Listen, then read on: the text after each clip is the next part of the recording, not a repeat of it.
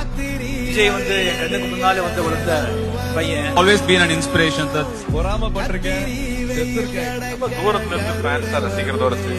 I'm a huge fan of Vijay. அவர் fan தான். தமிழோட தம்பியா இருக்கிறது அண்ணன் தான், தம்பி தான். ஆமா, நான் விஜயோட ரசிகன். தளபதியோட படத்துக்கு So I am also a huge fan. இளைய தளபதி விஜய் மாதிரி வரணும் என் புள்ள அப்படின்னா வந்து கையெழுதி மேல போட்டு welcome to the family. Thalapathy sir தான் சொன்னாரு.